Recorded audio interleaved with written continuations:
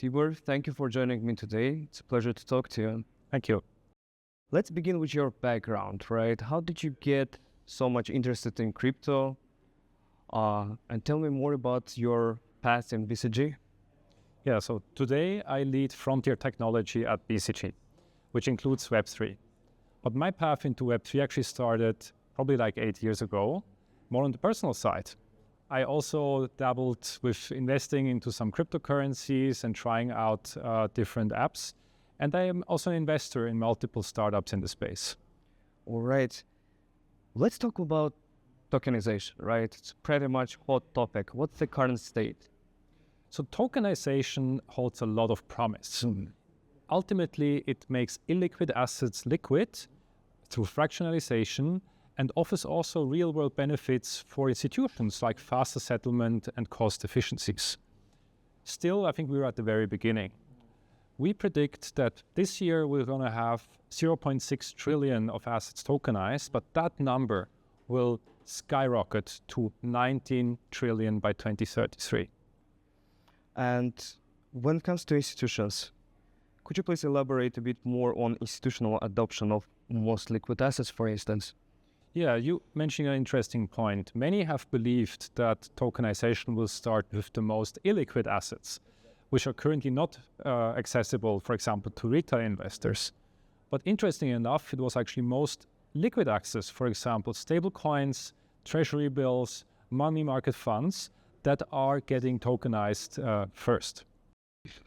What are the most interesting experiments in the space? Maybe something that is not that much popular on the web, but still very, very exciting. So we definitely see a lot of traction in the financial space, as I mentioned. And that's, I think, also where we will see the biggest volumes happening in the foreseeable future. But there's a lot of other things you can tokenize.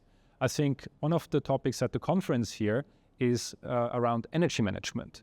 In a world where your electric car not only consumes and charges energy, but can also feed back into the grid, you can tokenize that so that autonomously your car trades the energy on the market, for example. Interesting. And what are the big industry players no more experimenting with, but are actively developing? Yeah, so I would say the time of experiments is coming to an end. The discussions we have as BCG with institutional clients and banks is really about how to scale. How can they take core elements of their business model and use tokenization to drive down efficiencies or open up new revenues? And for the crypto players, it's all about growing. How can they really tap into global markets and get adoption by these institutional clients? What about the future outlook? What are the future plans of BCG in this regard? So we obviously advise all the players in the ecosystem. We've been working for layer 1 blockchains, we've been working for infrastructure providers, for the big payment companies and the banks themselves, as well as the regulator. So we only see more demand for these types of services, and we want to shape the ecosystem also as a player ourselves. Thank you very much for actually shedding light on so many insights. I wouldn't learn about it otherwise. Thank you very much for your time. Thanks for having me. Thank you.